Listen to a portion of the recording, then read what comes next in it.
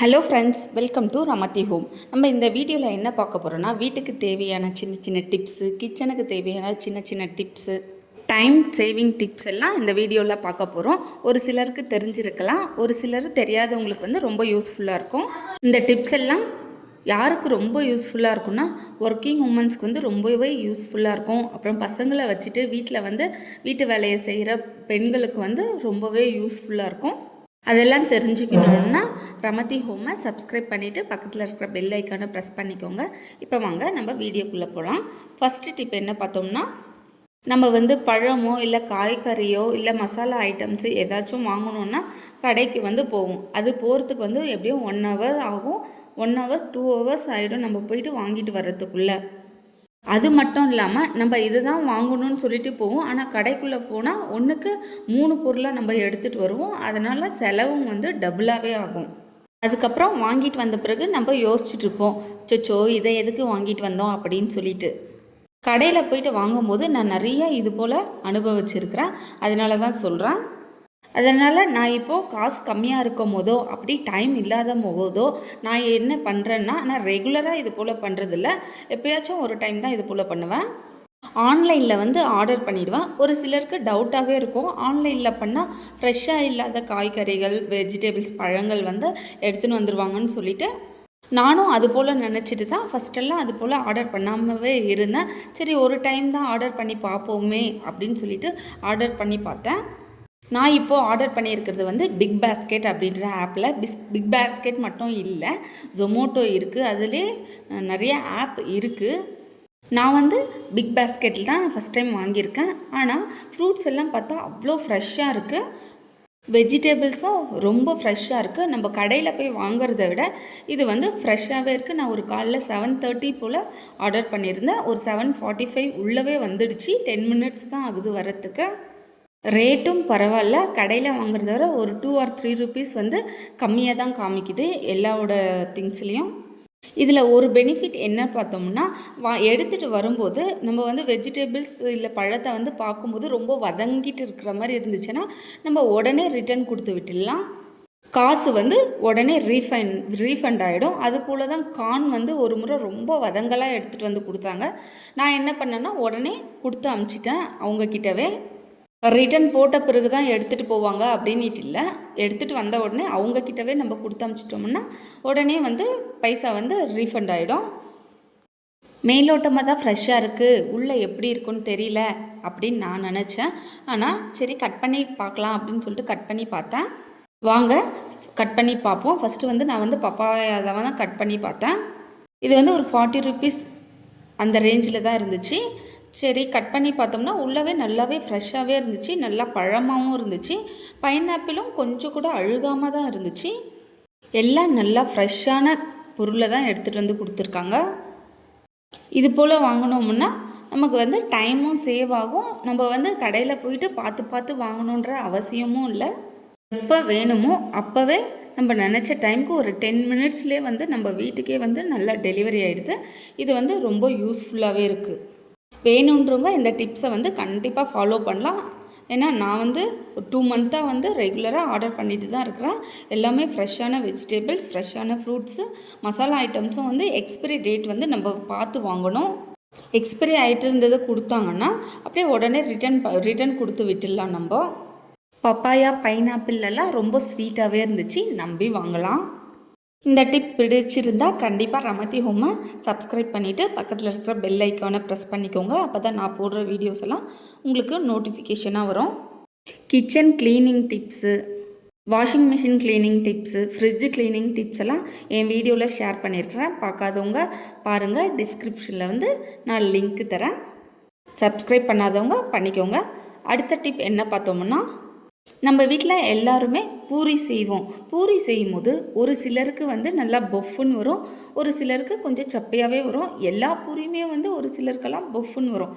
அது எப்படி அப்படின்னு சொல்லிட்டு தான் ஒரு சில டிப்ஸை ஷேர் பண்ணலான்னு இருக்கிறேன். நல்லா பூரி பஃப்னு வரணுன்னா ஒரு 5-10 மினிட்ஸ் போல் நம்ம தேய்ச்சி வச்ச சப்பாத்தியை ஃப்ரீசரில் வச்சுட்டு அதுக்கப்புறம் பூரி சுட்டோம்னா நல்லா பஃப்னு வரும். ரொம்ப நேரம் வைக்கக்கூடாது. ரொம்ப நேரம் வச்சோம்னா அது கொஞ்சம் ஐஸ் கட்டி போல் ஆகிடும். சரியாக வராது. ஒரு 5 மினிட்ஸ் மட்டும் போதும். நல்லா எண்ணெய் வந்து நல்லா ஹீட் ஆகணும். ஹீட் ஆகிட்ட பிறகு போட்டு எடுத்தோம்னா நல்லா பூரி வந்து பஃப்னு வரும். இந்த டிப்ஸ் யூஸ்ஃபுல்லாக இருக்கும்னு நினைக்கிறேன்.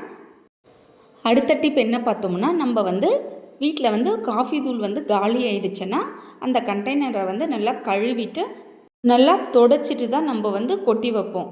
ஆனால் அந்த காஃபி தூள் வந்து ஒரு 1 வீக் இல்லை 2 வீக் போல் கொஞ்சம் காலியாகிற ஸ்டேஜ் வரைக்கும் கொஞ்சம் நல்லா தூளாகவே இருக்கும். நம்ம வந்து நல்லா டைட்டாக தான் மூடி வைப்போம். அப்போவும் என்ன ஆகும்னா கொஞ்ச நாள் ஆக ஆக நம்ம காஃபி தூள் வந்து பாதிக்கு மேலே கொஞ்சம் காலி ஆகிடுச்சுன்னா ரொம்ப நாள் இருந்துச்சுன்னா அடியில் வந்து அப்படியே கட்டியாயிடும். அதுக்கு என்ன பண்ணலான்னா, நம்ம வந்து ஒரு கிளாஸ் தண்ணியை வந்து நல்லா கொதிக்க வச்சு எடுத்துக்கிட்டு அந்த கட்டியான காஃபி தூளில் வந்து கொஞ்சம் ஊற்றி வச்சிட்டோம்னா கொஞ்சம் சீக்கிரமாக மெல்ட் ஆகிடும். அதுபோல் மெல்ட் ஆன பிறகு கொஞ்சம் கொஞ்சமாக ஊற்றி ஊற்றி நம்ம வந்து டெய்லியும் அந்த காஃபி தூளை வந்து நம்ம வந்து யூஸ் பண்ணிக்கலாம். தண்ணி கூட ஊற்றிக்கலாம், ஆனால் கொஞ்சம் லேட் ஆகும். அடுத்த டிப் என்ன பார்த்தோம்னா, நம்ம மார்கழி மாதத்துலலாம் விளக்கேற்றும் போது வந்து நிறைய எண்ணெய் வந்து இழுக்கும்.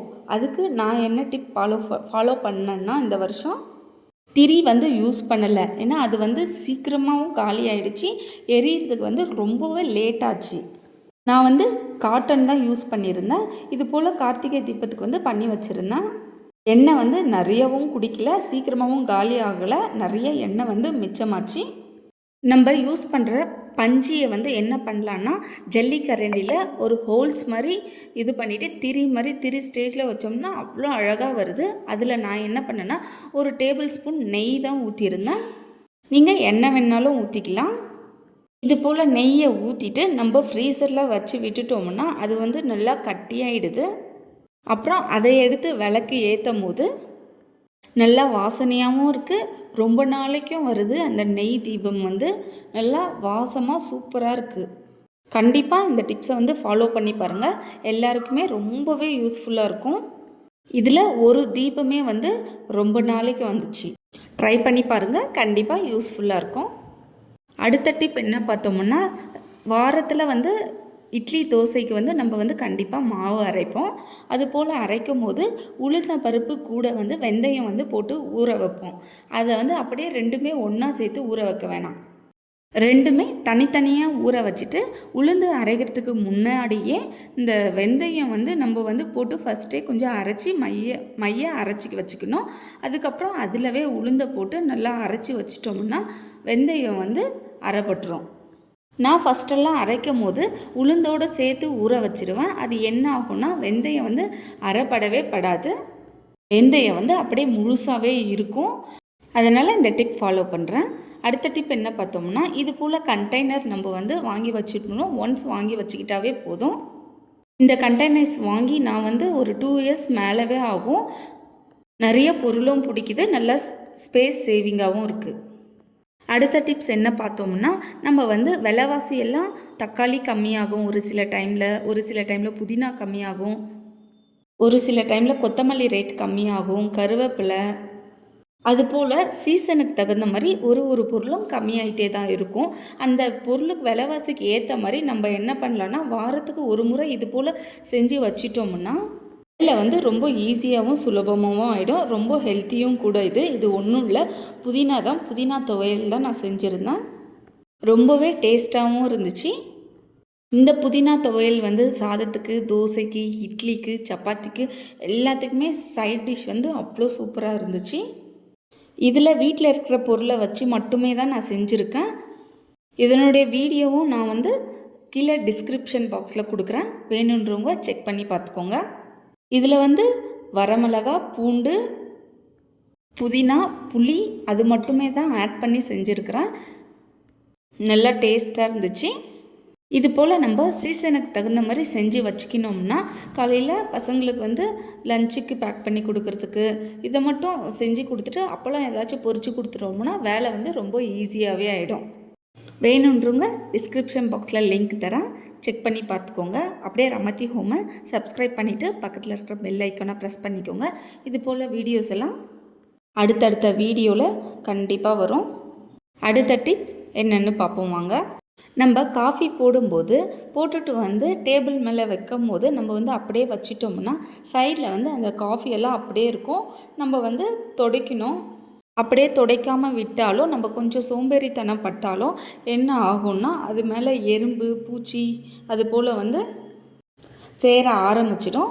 அதுக்கு நம்ம முன்கூட்டியே என்ன பண்ணலான்னா இதுக்கு தகுந்த மாதிரி ஒரு பிளேட்டை வந்து வச்சு அதுக்கு மேலே நம்ம காஃபி குடிக்கிற கிளாஸை வச்சோம்னா அது போல் துடைக்கணுன்ற அவசியமும் இல்லை, நல்லா டைமிங்கும் சேவ் ஆகும். குட்டி குட்டி பூச்சிங்க எறும்புங்க அதெல்லாம் கண்டிப்பாக வராமல் தடுக்கும். அந்த காஃபி வந்து அந்த தட்டோடு போயிடும். அதை வந்து நம்ம அப்படியே சிங்கில் எடுத்துன்னு போய் போட்டு அப்புறமா கூட வாஷ் பண்ணிக்கலாம். அப்படியும் காஃபி அது போல் ஊற்றிக்கிச்சேன்னா நம்ம வந்து அதை வந்து உடனே க்ளீன் பண்ணிடணும். அப்போ தான் அந்த இடம் வந்து பூச்சி எறும்புங்கள்லாம் எதுவுமே வராமல் இருக்கும். அடுத்த டிப் என்ன பார்த்தோம்னா நம்ம வந்து சமைச்சி முடித்ததுமே கண்டெய்னர்லேருந்து எடுத்து திங்ஸை வந்து அப்படியே கீழே வச்சுருவோம். அதை வச்சுட்டு நம்ம சமைச்சி முடித்ததுமே எடுத்து அரேஞ்ச் பண்ணி வச்சிட்டோம்னா உடனே கிச்சன் வந்து ரொம்பவே நீட்டாக இருக்கும். அடுத்த டிப் என்ன பார்த்தோம்னா நம்ம வந்து இந்த கண்டெய்னரில் வந்து ஸ்டோர் பண்ணும்போது நான் என்ன பண்ணுவேன்னா அப்படியே அந்த பொருளை வந்து அப்படியே கொட்டி வச்சிட மாட்டேன். அப்படி கொட்டி வைக்கும்போது என்ன ஆகும்னா நம்ம கழுவும் போது வந்து ரொம்ப சிரமப்படுவோம். அப்படியே பேக்கெட்டோடவே வச்சுட்டு அப்படியே நம்ம யூஸ் பண்ணும்போது என்ன ஆகும்னா கழுவுறதுக்கான டைமிங் வந்து ரொம்பவே சேவ் ஆகும்.